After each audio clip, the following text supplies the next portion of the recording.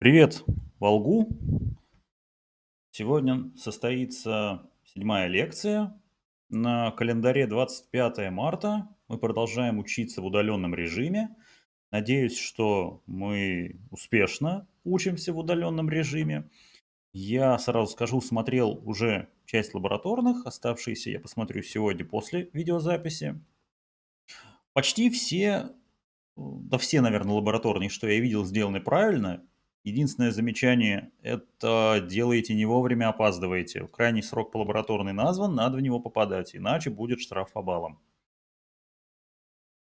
Если у кого-то будут какие-то прям существенные ошибки, я об этом, наверное, в той же таблице, в которую вы ставите «да», и буду писать. Да, повторюсь, я это уже транслировал вам эту информацию, сейчас повторю ее еще раз голосом уже.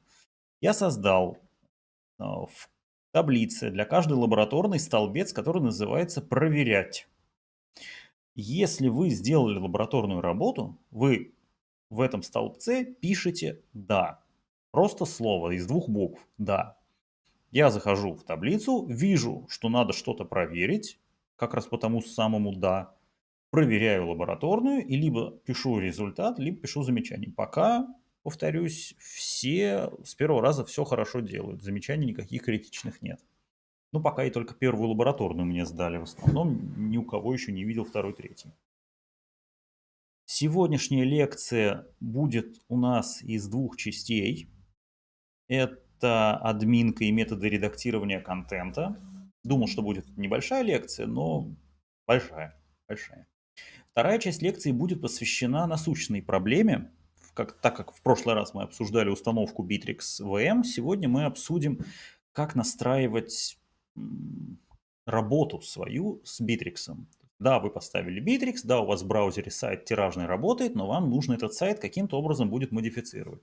И сегодня мы как раз поговорим о том, а как его модифицировать, как надо подключиться и что нужно делать. Начинаем с админки. Лекции уже выложены на нашем сайте. Заходите, смотрите видео тоже сегодня. Если вы смотрите это видео, значит, я его уже загрузил на сайт.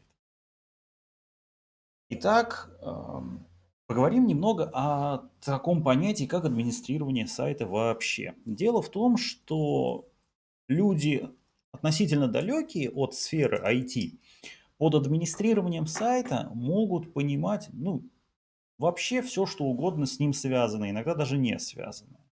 Под администрированием сайта могут понимать оплату и продление доменного имени. Если сайт ваш называть, как наш Intervolga.ru, соответственно, можно предположить, что некий администратор сайта занимается тем, чтобы сайт Intervolga.ru работал. По мнению, под администрированием сайта еще могут понимать продление хостинга, сервера, на котором лежит код. Иногда под администрированием понимается даже доработка сайта, какие-то новые функции добавлены, то есть уже функция программиста. Иногда понимается публикация новостей, в принципе, какое-то обновление информации. Офис переехал, надо адрес поменять. Директор сменился, надо фотографию изменить. Накатывание обновлений на фреймворк, установка обновлений на сам сервер тоже здесь может быть. Даже SEO-продвижение иногда и довольно часто понимается как администрирование сайта. Продвижение в соцсетях здесь же. Чем дальше, тем вообще злее будут примеры. Обработка заказов, заявок, которые оставляют на сайте, какие-нибудь формы типа «перезвоните мне» или настоящий заказ, оформленный в интернет-магазине, тоже можно назвать администрированием. Сюда же относятся интеграции с различными торговыми площадками, как, например, Яндекс.Маркет. Управление почтой. Почта заканчивается обычно так же, как сайт компании. Например, вот у нас, у Интерволги, все почты заканчиваются на собака.интерволга.ру. Значит, в чьем-то представлении это может быть частью сайта, и этим управлять должен именно администратор сайта.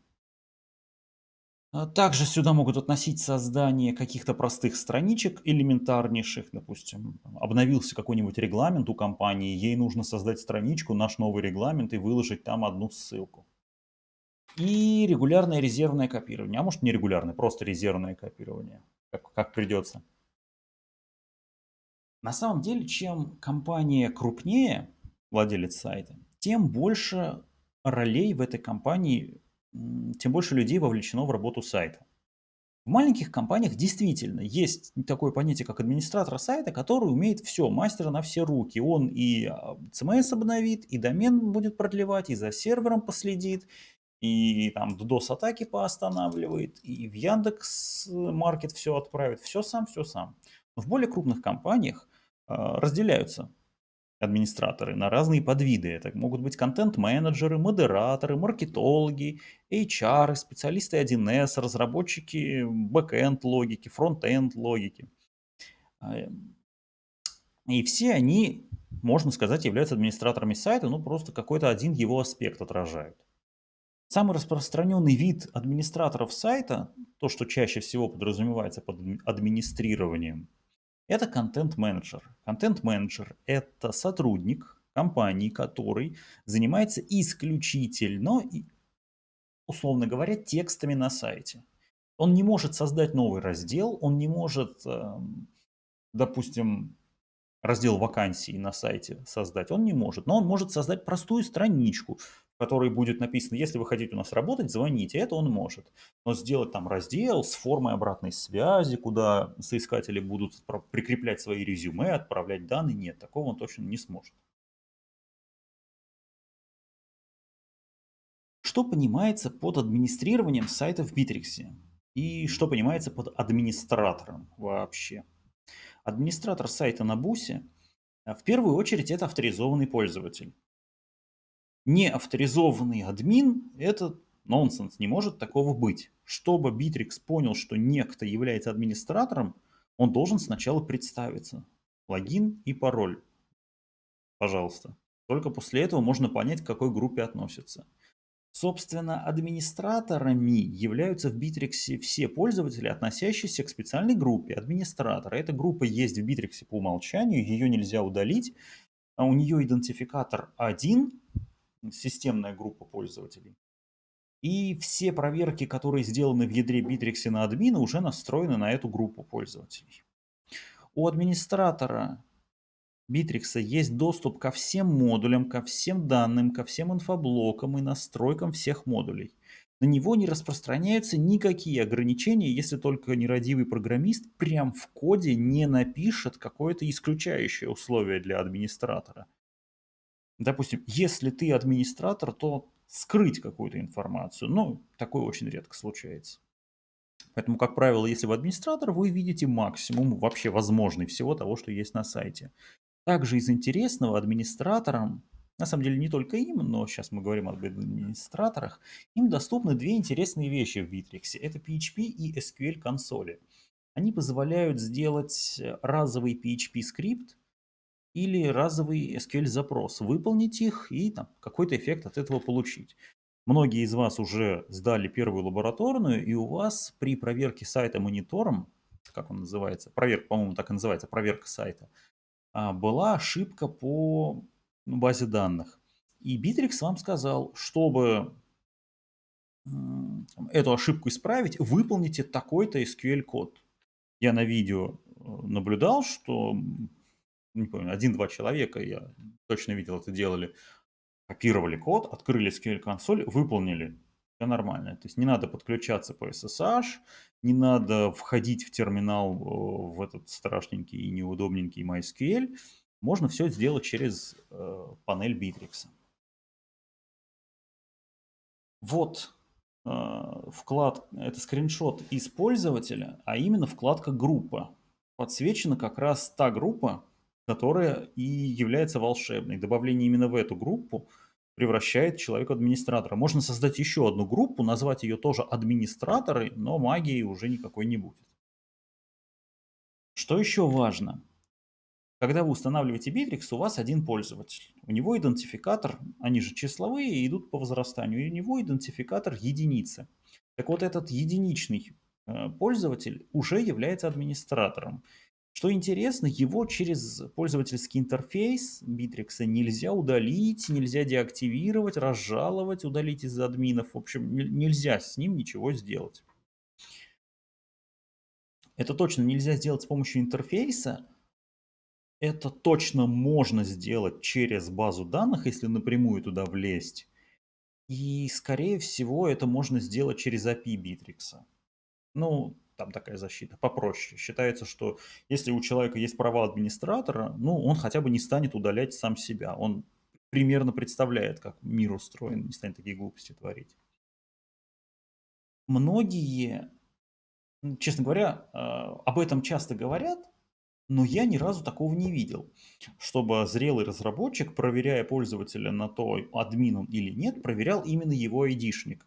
Уже, мне кажется, в Академии Битрикса до всех доходит информация, что администраторов может быть много. Если вы будете делать проверку user get ID равно 1, то да, первого админа, самого главного условно, хотя правами он ничем не отличается от обычных, просто так в шутку называется самым супер админом, только название, никаких привилегий.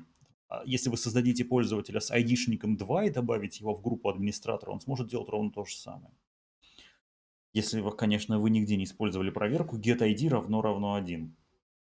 Правильно проверять на администратора методом isAdmin. Методы вызываются у глобального объекта $user, который есть всегда, даже если пользователь не авторизован.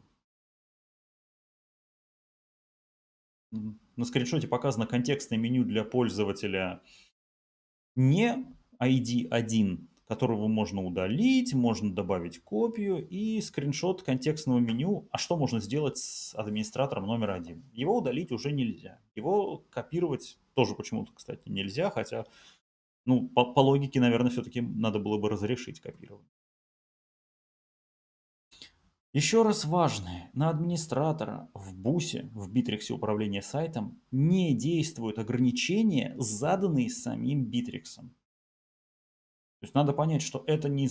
Если некий пользователь, некий сотрудник компании является администратором сайта, и только, это не значит, что он может пойти продлить домен, это не значит, что он может пойти оплатить хостинг, он может без ограничений делать ровно то, что может делать вообще теоретически пользователь в Битриксе, но не больше.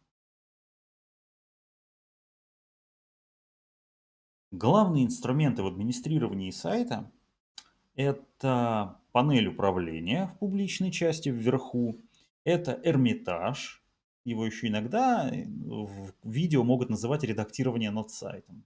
ТЗ каких-то старых я такое видел. И административный раздел.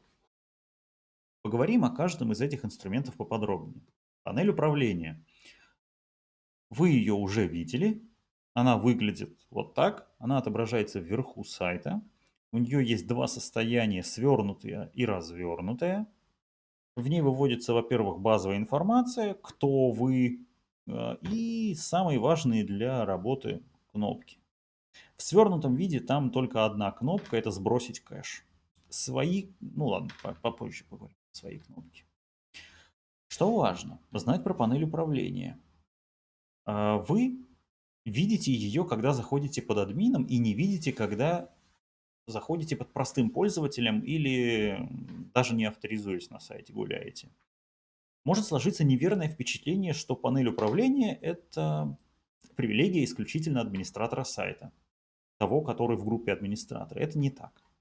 Панель управления, пока у нее есть такое правило. Панель видна, если есть в ней хотя бы одна кнопка. А каждая кнопка при подключении проверяет какие-то права доступа. Соответственно, если вы как администратор видите там 20 кнопок, это значит, что у вас есть права на каждую из этих кнопок. Если вы видите только одну, значит, вам как-то так права настроили, что у вас только одна кнопка доступна. Настройка прав в Битриксе — это отдельная большая тема, по ней можно на разную глубину опускаться, но давайте, наверное, ограничимся вот такой схемой. Есть пользователи, они состоят в группах. Эти группы по каждому модулю имеют определенный уровень доступа, вот модуль на этой диаграмме не представлен, и уровень доступа подразумевает в этом модуле некие операции. Допустим, есть главный модуль, в нем есть порядка 30 операций. Мы можем создать группу пользователей, присвоить ей свой уровень доступа по главному модулю и разрешить определенные операции. Чтобы увидеть, сейчас поговорим подробнее о примерах, чтобы показать панель управления в собственном шаблоне сайта, нужно вставить волшебный PHP-код после открывающего тега body. Это метод showPanel глобального объекта $application. Вот в Bittrex есть несколько глобальных объектов: user, db, application, user field manager. Еще, конечно, какие-то есть, но это самые главные. В общем, нужно подключить эту переменную и вызвать showPanel. В Bittrex многие методы имеют два варианта написания: show что-нибудь и get что-нибудь. Вот те, кто знает английский язык хорошо и знает, как им пользоваться, что самое главное, они должны догадываться, что show он получает, а потом выводит, ну, через эхо, например. А get он только возвращает, но ничего не выводит. Конкретно с show panel, по-моему, там нет варианта get panel. Но есть, например, функция show title и get title.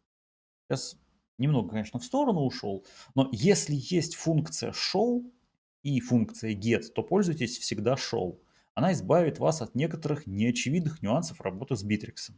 Когда дойдете в академии до управления заголовком, тогда поймете, что там за нюансы. Чтобы добавить свою кнопку в панель управления Bittrex, нужно вызвать Add Panel Button. В презентации все методы — это ссылки. Можно перейти по ссылке, почитать документацию, какие там аргументы в Add Panel нужно передавать. Насколько я помню, для каждой кнопки можно задать иконку, положение и действие, которое выполняется при клике. То есть не ссылку, прям href, по которому будет переходить пользователь, а некий JavaScript, который должен исполниться по клику. Если вам нужно куда-то перейти, то значит вам нужен JavaScript, который пользователя уведет на другую страницу. Посмотрите внимательно на следующую картинку. Здесь я сопоставил, какие модули за какие кнопки отвечают.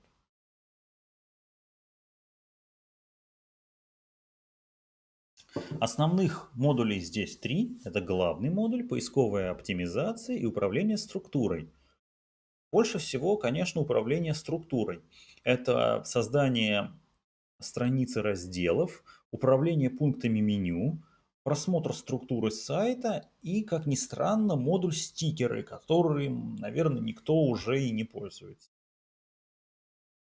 Второй по массовости представленности кнопками — это главный модуль, кэш, обзор компонентов,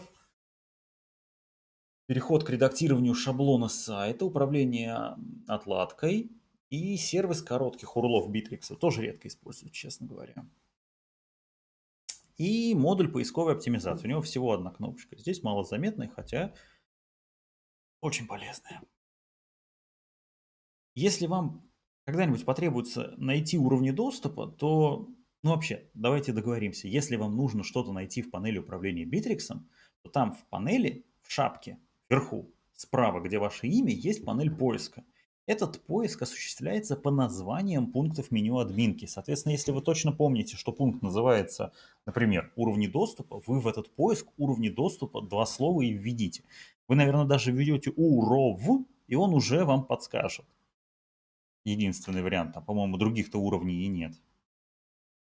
Уровни доступа выглядят вот так. Каждый уровень задается для какого-то модуля, например, главного.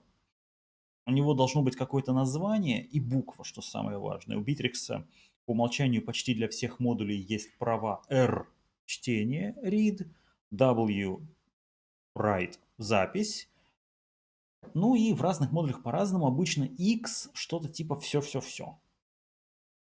Вот, прелесть этих букв в том, что если их сравнивать по правилу сравнения букв, приводя к числам, то получается, что X круче, чем W, и в принципе, да, все-все-все круче, чем право только на запись, а только на запись круче, чем только на чтение. На второй вкладке в уровнях доступа есть, в зависимости от каждого модуля, свой набор галочек. Это уже операции, за которые отвечает данный модуль. Когда в коде происходит, допустим, изменение PHP-кода, там стоит проверка. If данный пользователь может изменять PHP-код, edit PHP операция, тогда что-то происходит. Эта проверка, вот по этой схеме вспоминаем, вот так вычисляется. Пользователь может делать операцию, если он состоит в группе, которой присвоен уровень доступа, который включает в себя эту операцию. Если пользователь состоит в группе без привилегий и в группе, у которой много привилегий, то он получает много привилегий. То есть применяется наибольшее из доступных прав. Если в одной группе чего-то не разрешено, а разрешено в другой, то считается, что он может это сделать. После настройки уровней доступа нужно выбрать этот уровень доступа в настройке группы. Говорим, что по главному модулю уровень доступа должен быть наш, новый, созданный. Посмотрим на то, какие тут права есть. Здесь есть изменение PHP-кода, ограниченная модификация шаблонов из интересного всего. Тут, конечно, много. Управление кэшем, короткими ссылками. Вот прям сразу можно понять, что если стоит галочка управления короткими ссылками, там в панели Bittrex вот, появятся короткие урлы. Если ее заблокировать, эта кнопка пропадает. Соответственно, считается, что у администратора есть все права на все модули. Все операции всех модулей может делать. Теперь, что касается следующего инструмента Эрмитажа. Редактирование над сайтом. Это кнопки, возникающие на сайте при переходе в режим правки. Они возникают в публичной части прямо поверх элементов дизайна.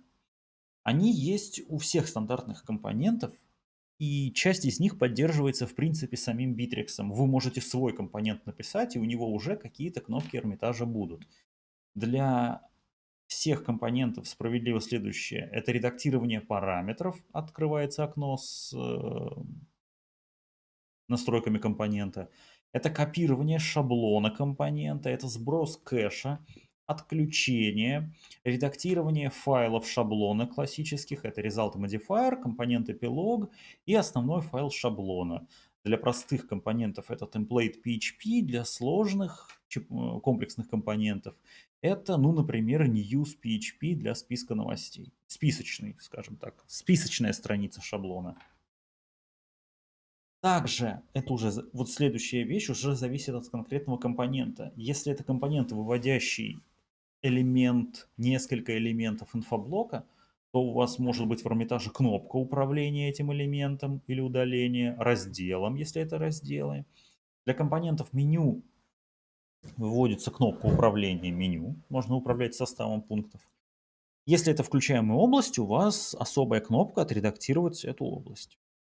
Включается Эрмитаж, думаю, несмотря на то, что не все добрались до второй лабораторной работы, по крайней мере на лекциях вы уже это видели у меня, что можно перейти в режим правки, и вот такой Эрмитаж появляется. Состав кнопок Эрмитажа также зависит от прав пользователя, но тут нюанс. Если вы в принципе видите режим правки на сайте, это значит, что у вас уже достаточно высокий уровень. И что-то от вас скрыть, в принципе, можно, но этим редко пользуются. Если у вас нет прав на редактирование элементов инфоблока, но только на просмотр редактирования PHP-кода, тогда у вас, например, не появится в списке новостей кнопки Эрмитажа для управления конкретной новостью. Вы же не можете в инфоблок влезть, вот и кнопки у вас не будет. Так-то. Это все объясняется тем, что проверка прав в Битриксе сделана примерно одинаково. На самом деле, когда вы в Эрмитаже какое-то окно открываете, у вас открывается в виде окошка маленькая страничка админки. Поэтому если там идет проверка в админке какого-то права, то и здесь в Эрмитаже проверка того же самого права есть. Свои кнопки добавлять можно. Предыдущий пример с добавлением кнопок в панель в шапке, обратите внимание, вызывалось от объекта application. Это объект, который есть всегда в Bittrex. А этот метод для добавления в Hermitage вызывается внутри компонента. И там используется переменная $this. Это объект текущего компонента. В принципе, и в шаблоне тоже можно вызвать, если через объект шаблона добраться до компонента. Сколько я помню, это this, стрелочка, component. Ну а дальше уже можно add include area icons.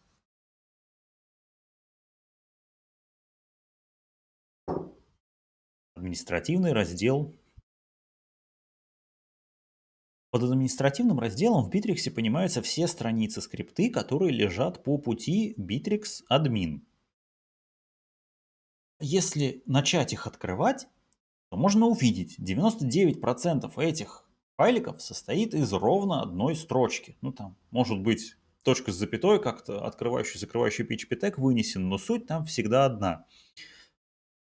Файл подключает некий другой файл и больше ничего не делает.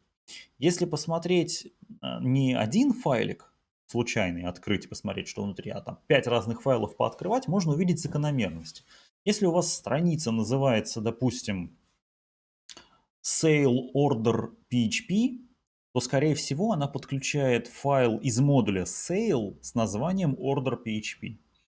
К названию путь имя скрипта, который лежит в Bittrex admin, состоит, как правило, из префикса, это имя модуля, и основной части, это как раз название, по сути, страницы, что она позволяет сделать.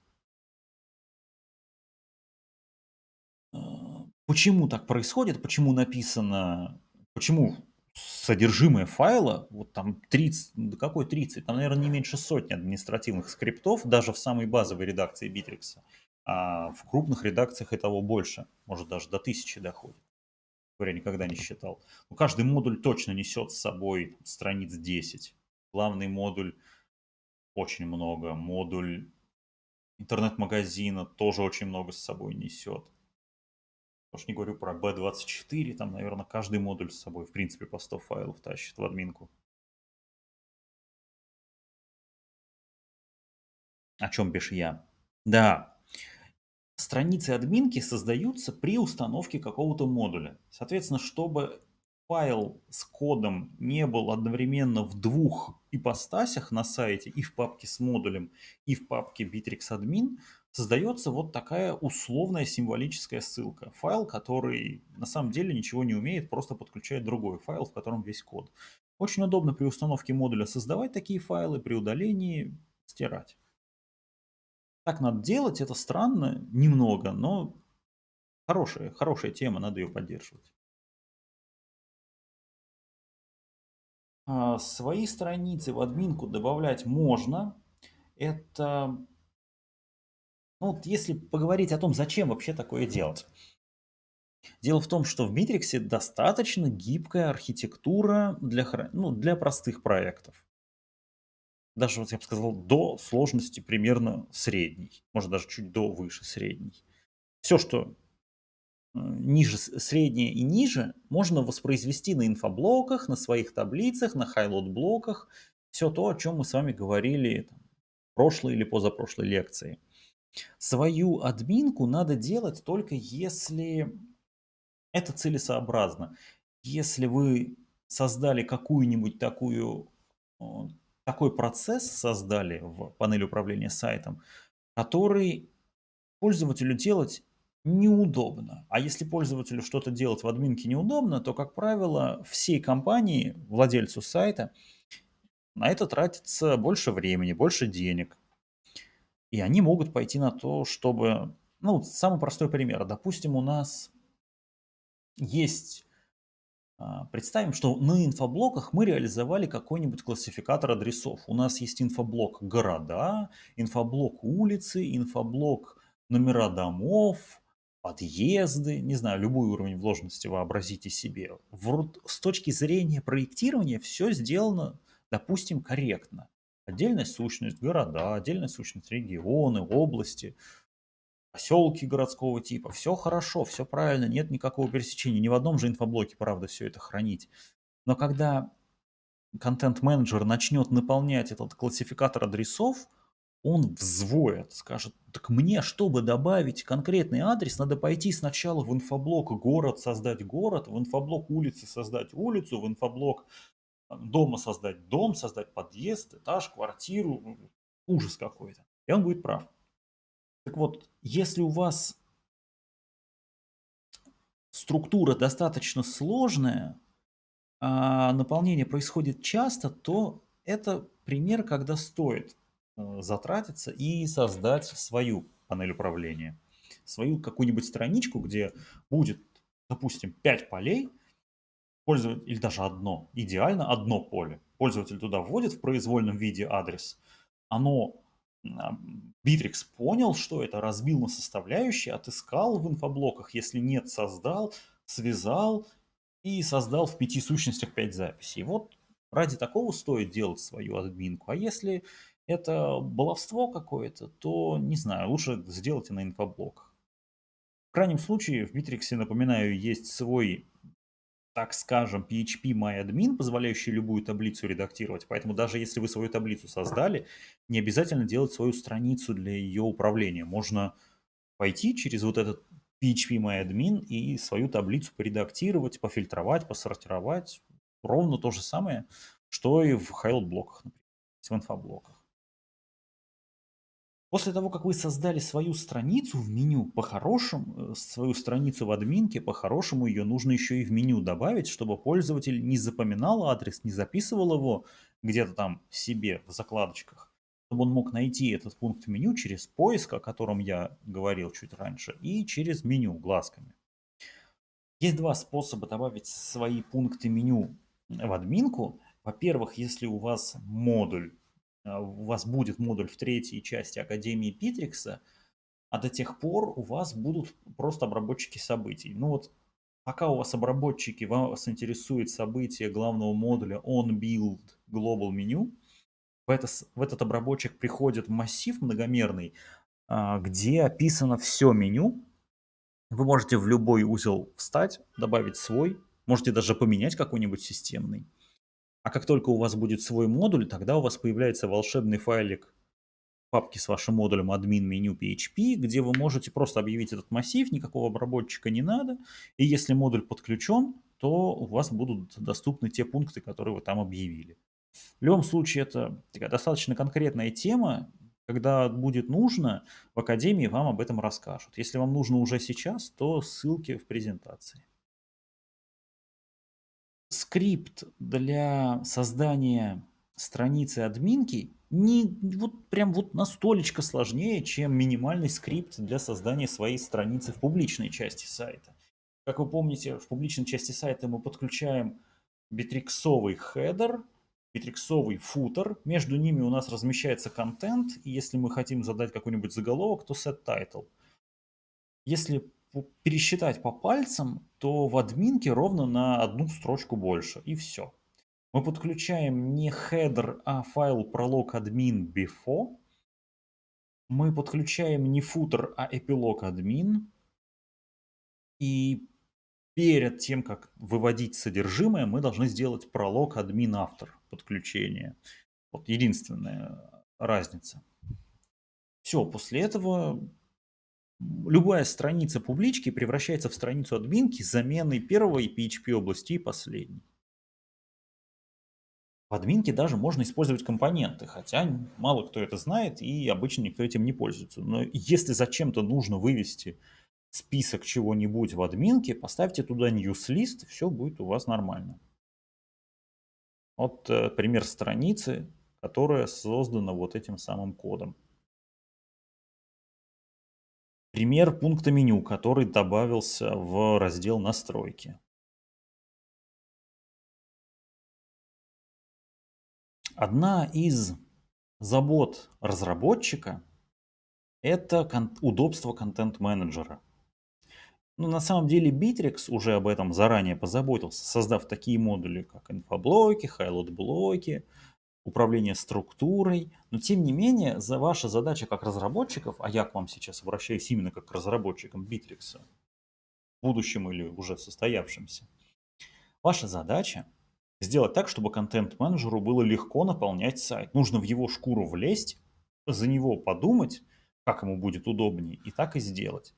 Зачастую нет способа спросить его, поэтому на самом деле это набирается с опытом.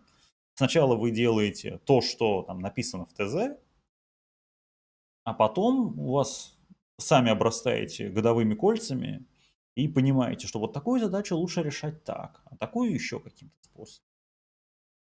Главная дилемма, которую нужно решать при разработке сайта, ну, одна из важных дилемм, не самая главная, конечно. С одной стороны, все должно настраиваться. Если ТЗ на любой сайт почитать, там, год основания компании вот не настраивается, а текущий год настраивается, логотип настраивается, слоган настраивается, телефон, адрес, режим работы, почта. Все должно редактироваться. С другой стороны, нельзя до бесконечности делать гибкий сайт, иначе вы его, собственно, бесконечность времени и будете делать. А бюджеты и сроки обычно ограничены. Какие есть основные инструменты редактирования контента в Bittrex? Раньше мы говорили про хранение, с той точки зрения, а как, а что, а где хранится. Сегодня мы посмотрим на это с точки зрения, а как оно редактируется. Первое – это включаемые области. Почему первое? Здесь дайте-ка вспомню, был ли какой-то порядок. Ну, в принципе, да, по степени сложности и удобства. Сложности для разработки и удобства для контент-менеджера. Включаемые области. Это очень быстрый вариант разместить какой-то контент, очень быстрый для разработчика и достаточно удобный для контент-менеджера. Не так красиво, без каких-то дополнительных проверок, но тем не менее работает. В чем суть? Данные, которые выводятся в публичной части сайта, хранятся физически как файлы .php. Тем не менее, несмотря на то, что это .php, туда не надо писать код на языке PHP, туда нужно вставлять только разметку на HTML. Желательно только статичный контент, то есть теги и MG, а типография какая-нибудь, просто текст. Есть даже у Bittrex такой постулат, что в содержимом включаемых областей не должно быть HTML даже, исключительно простой текст. В принципе, реализуемо. Обычно все файлы включаемых областей складывают в одну папку. Ну, логично, чтобы настроить права всем достаточно было просто. Дело в том, что права настраиваются не только в модуле, но еще на уровне папок. Соответственно, если вы свои включаемые области разбросаете по всему сайту, то потом, когда вы будете назначать редакторов, вам надо будет говорить, и вот этот файл можно, и вот этот файл можно, и вот этот, вот этот, вот этот, вот этот, и перечислять там все свои 20 файлов, которые вы понасоздавали. А так в одну папку include все положили, все хорошо, все удобно. Нужна структура, создайте внутри.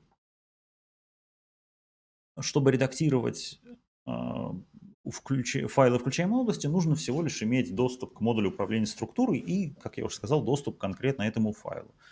Выглядит управление включаемой областью в Эрмитаже вот так. Контент обводится рамочкой и появляется кнопка «Редактировать область как HTML». В коде это выглядит двумя способами. Есть старый API, который называется Application Include File, и есть компонент битриксовый, Application Include компонент под названием Main Include. У него есть несколько режимов работы, нас интересует пока только прямой, обычный способ отобразить контент из конкретного файла. Это режим файл. Здесь на слайде ошибка. Когда видео будет выкладываться на сайт, я эту ошибку исправлю. Не area file show, а, по-моему, что-то типа mode здесь должно быть написано. Следующий способ редактирования контента – это пункты меню. Если что-то выглядит как меню, пахнет как меню, то оно и управляться должно как меню. Если вы видите список ссылок с текстами, то да, это оно. Иногда делается как меню список социальных сетей, в которых представлен проект, в принципе, подходит. У каждой соцсети есть название, у каждой соцсети есть там свой адрес, у каждой группы в соцсети. Поэтому на самом деле тут многое зависит от личных предпочтений разработчика и от верстки. Если прям по верстке идеально ложится, значит точно выпадающее меню, компонент меню.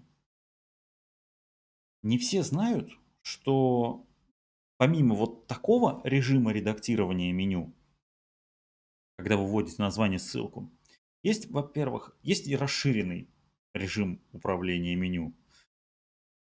Глаза разбегаются от такого количества настроек в первый раз.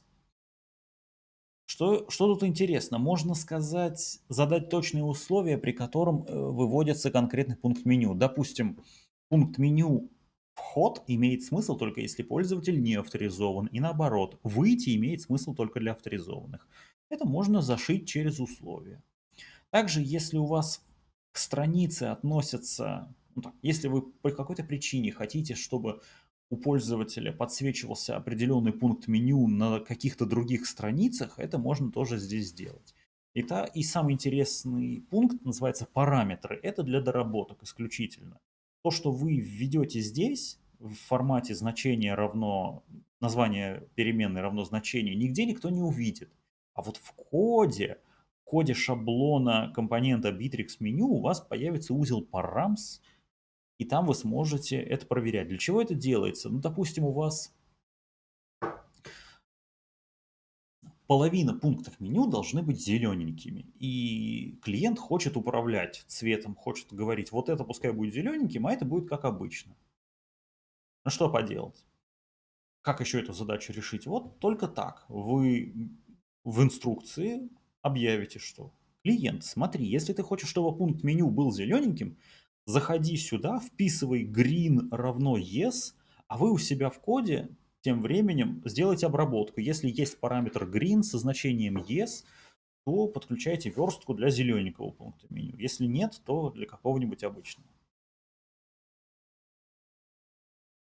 По умолчанию в Bittrex 3 типа меню, верхнее, нижнее и левое, но их можно создавать, не скажу, что до бесконечности. Я никогда, правда, ограничения на количество типов меню не видел. В некоторых проектах бывает и по 10 пунктов меню, если там действительно сложная навигация по сайту.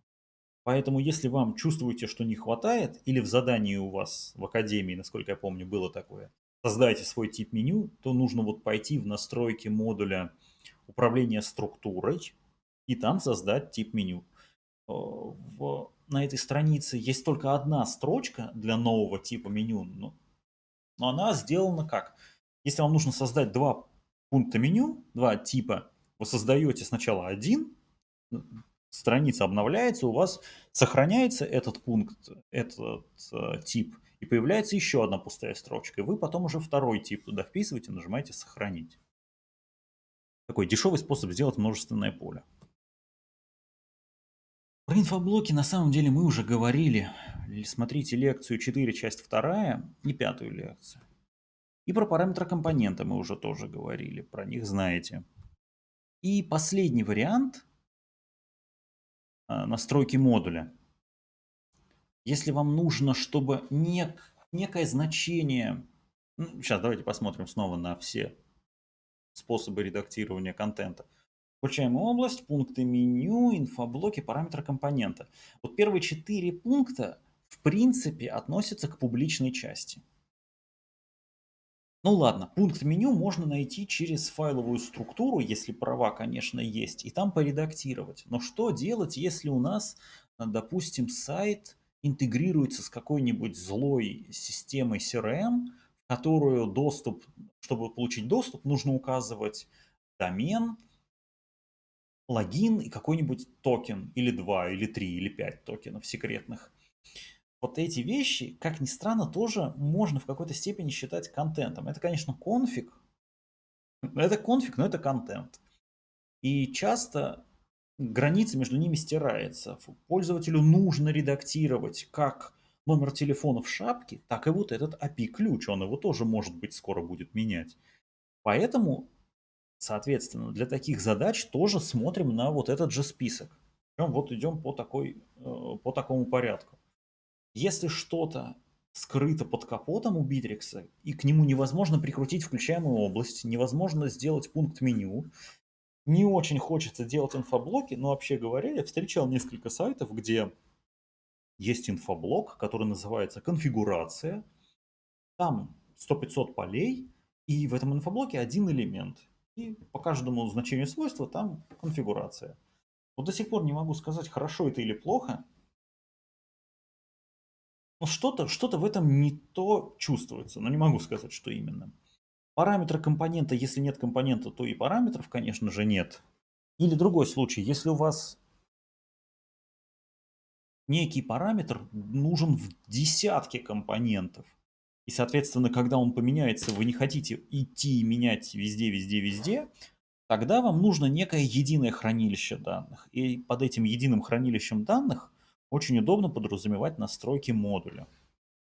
Так как в большой разработке, в большом продакшене все делается модулями, он уже у вас есть, то никакой проблемы, собственно говоря, с этим и нет.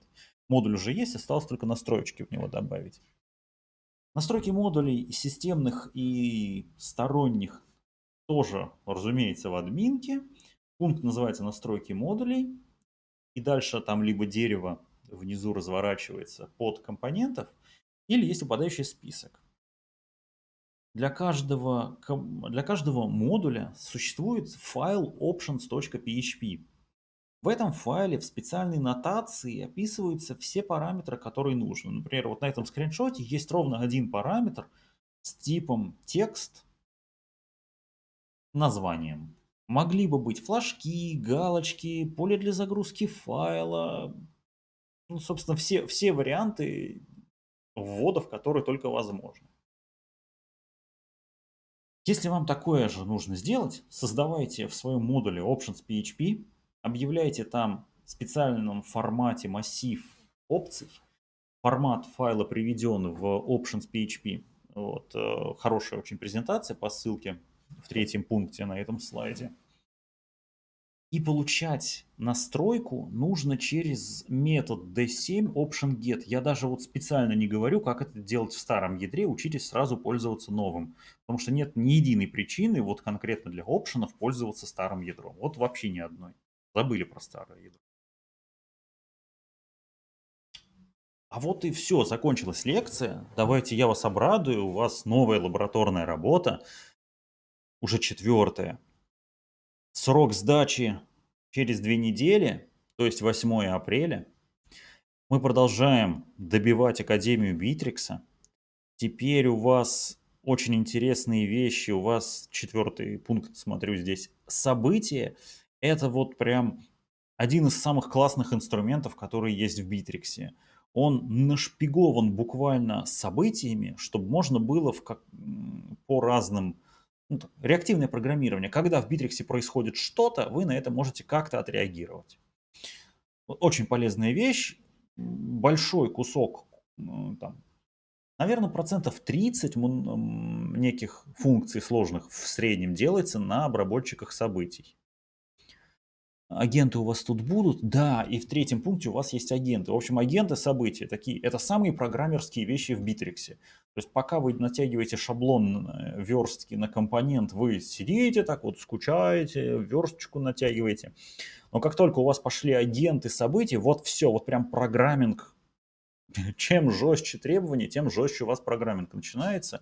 Можно даже немножечко забыть про то, что это веб-разработка. Пошли алгоритмы, там что-то считать, сопоставлять, передавать. Вот тут можно классы свои делать, тут можно там ООП уже наводить. В шаблонах, конечно, это не нужно делать. Ну и, пожалуй, из интересного все. Остальные такие довольно проходные уроки. Где-то здесь рядышком сейчас найдете видео по теме, как настраиваться на работу с Битриксом. Но имеется в виду не морально, а после того, как вы развернули Bittrex VM, собственно говоря, что с этим делать. Всем спасибо, если вы отключились после этого урока. И напоминаю, что через неделю у нас уже следующее занятие. Приходите, ну, не приходите, конечно, в университет, он пока закрыт, надеюсь. Надеюсь, что скоро, хотя бы через недельки 3, может быть, уже его и откроют, продолжим с вами вживую общаться.